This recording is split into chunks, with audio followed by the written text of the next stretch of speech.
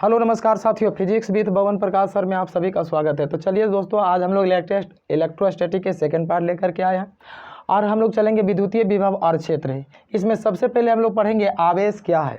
तो आवेश किसी पदार्थ की वह अवस्था है जिसके कारण उस पर विद्युतीय या चुंबकीय क्षेत्र का अनुभव होता है, उसे आवेश कहते हैं। चलिए आवेश का हम लोग थोड़ा सा आवेश की कहानी पढ़ते हैं। तो 600 ईस्वी पूर्व में एक व्यक्ति थे यूनान देश के एक व्यक्ति हैं थेल्स 10th क्लास में आप लोग थेल्स पर में पढ़े हैं। तो थेल्स ने कहा था कि अंबर नामक पदार्थ को किसी रेशेदार पदार्थ जैसे ऊन के साथ रगड़ा जाता है तो इसमें छोटे छोटे कण को आप खींचने का, अपनी ओर आकर्षित करने का गुण उत्पन्न हो जाता है।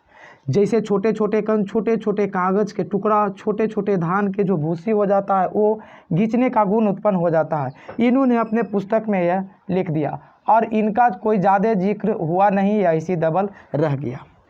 फिर इसके बाद आज से 2200 साल बाद एक व्यक्ति थे इंग्लैंड के, 1600 ईस्वी में आए, डॉक्टर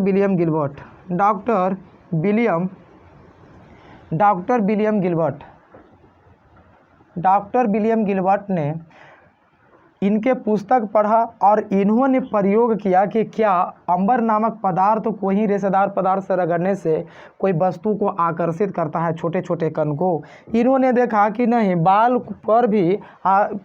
पर भी हम रगड़ते हैं तो कोई वस्तु को आकर्षित करने का गुण हो जाता है। तो इन्होंने कहा कि इस पर एक अलग लक्षण है और बाल का एक अलग लक्षण है, आखिर के क्यों खींचता है। और खींचने के कारण इन्होंने इसका नाम आवेश दे दिया। आवेश क्या एक प्रकार के चार्ज है आवेश। बाद में फिर इन्होंने उतना अध्ययन किए नहीं। इसके बाद हम लोग देखते हैं कि 1700 के फेज आते आते एक व्यक्ति आते हैं डूफे, और डूफे साहब ने बताया कि आवेश दो प्रकार के होते हैं। लेकिन इनसे पूछा गया कि आवेश दो प्रकार के होता है तो कौन कौन से आवेश दो प्रकार के होगा, तो इनको खुद पता नहीं था कि दो प्रकार के आवेश होता है तो कौन कौन होता है, लेकिन इन्होंने बताया कि आवेश दो प्रकार के होता है। फिर आगे हम लोग देखेंगे कि लगभग 1750 ईस्वी में एक व्यक्ति आते हैं बेंजामिन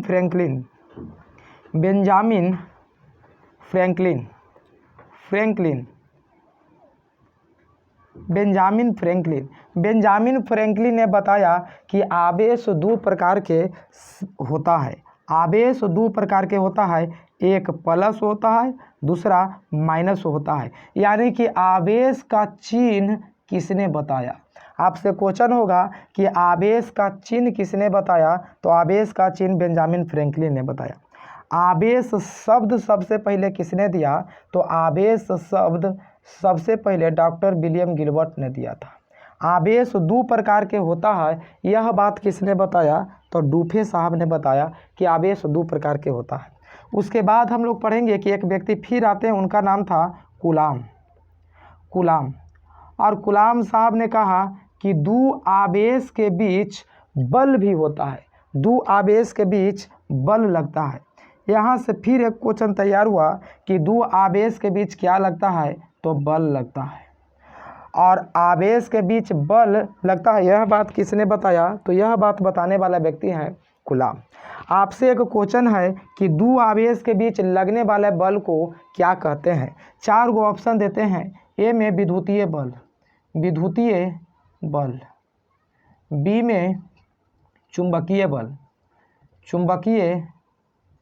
बल, सी में दोनों, डी में कोई नहीं। एक बार फिर सुन लें, दो आवेशों के बीच लगने वाले बल को क्या कहते हैं? विद्युतीय बल, चुंबकीय बल, दोनों की कोई नहीं। कमेंट बॉक्स में ज़रूर इसका आंसर दीजिएगा। देखिए उसके बाद देखते देखते हम लोग देखेंगे कि 1897 ईस्वी में एक व्यक्ति आते हैं जे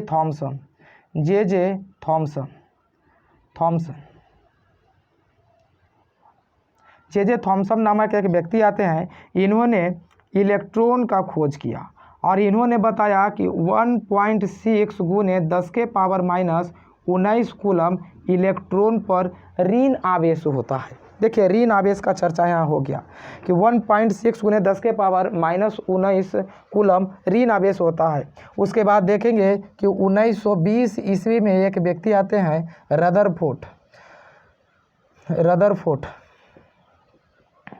रदरफोर्ड ने बताया 1920 ईस्वी में प्रोटॉन का खोज किया और इन्होंने बताया कि 1.6 × 10⁻19 कूलम धन आवेश प्रोटॉन पर होता है।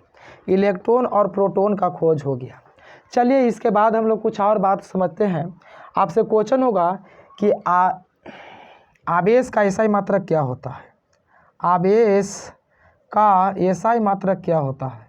एसआई मात्रक क्या है। आवेश का एसआई मात्रक क्या है। तो आवेश का एसआई मात्रक कूलाम होता है। आवेश का एसआई मात्रक कूलाम होता है। कूलाम को क्यू सी से कहते हैं, लिखते हैं। और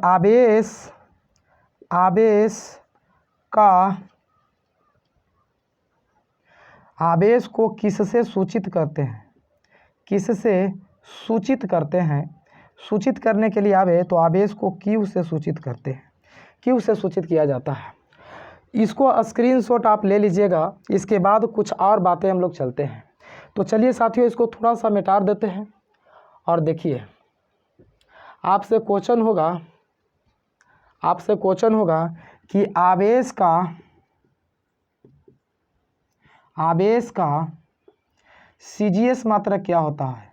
सीजीएस मात्रक क्या होता है। आवेश का सीजीएस मात्रक क्या होता है। तो आवेश का सीजीएस मात्रक ESU होता है। ESU का अर्थ क्या होता है। ई से इलेक्ट्रो, एस से स्टैटिक, IU से यूनिट होता है। आवेश का सीजीएस मात्रक ESU या फ्रैंकलिन भी इसको कह सकते हैं। फ्रैंकलिन, आवेश का एसआई मात्रक फ्रैंकलिन भी होता है। फ्रैंकलिन को F से लिख सकते हैं। आपसे बहुत अच्छा क्वेश्चन होगा कि एक कूलाम बराबर कितना होता है। एक कूलाम बराबर कितना होता है। एक कूलाम बराबर कितना होता है। तो एक कूलाम बराबर हमारा होता है 3 × 10⁻9 ESU या फ्रैंकलिन लिख सकते हैं F। एक कूलाम बराबर 3 × 10⁻, इसको भी मिटा दे रहे हैं साथियों। आगे चलते हैं। आपसे क्वेश्चन होगा कि आवेश के अन्य भी मात्रक होते हैं। आवेश के अन्य मात्रक हम लोग देखेंगे। तो आवेश के अन्य मात्रक कौन कौन से होंगे। तो पहला पॉइंट में हम लोग देखेंगे माइक्रो कूलम, नैनो कूलम, मिली कूलम। आपसे क्वेश्चन होगा कि एक माइक्रो कूलम बराबर कितना होता है। तो एक माइक्रो कूलम बराबर होता है 10⁻⁻6 कूलम। एक नैनो कूलम बराबर क्या होगा। एक नैनो कूलम बराबर कितना होता है। तो एक नैनो कूलम बराबर होता है 10⁻⁻9 कूलम। एक मिली कूलम बराबर कितना होता है। तो एक मिली कूलम बराबर 10⁻⁻3 कूलम होता है। आपसे फिर क्वेश्चन होगा कि आवेश का सबसे बड़ा मात्रक क्या है। आवेश का सबसे बड़ा मात्रक क्या है। आवेश के सबसे बड़ा मात्रक क्या होता है या क्या है। तो फेराइड है। आवेश का सबसे बड़ा मात्रक फेराइड है। आपको पता हो, एक बताओ, आप जानते हैं कि फेराइड है जो धारिता का मात्रक होता है। धारिता का एसआई मात्रक फेराइड होता है, जबकि आवेश का एसआई मात्रक और सबसे बड़ा मात्रक फेराइड होता है। एक पॉइंट आओ हम लोग चलेंगे कि आवेश का बीमा क्या होगा। आवेश का बीमा क्या होता है। आवेश का बीमा क्या होता है। तो M0, L0, T1 और A1 होता है।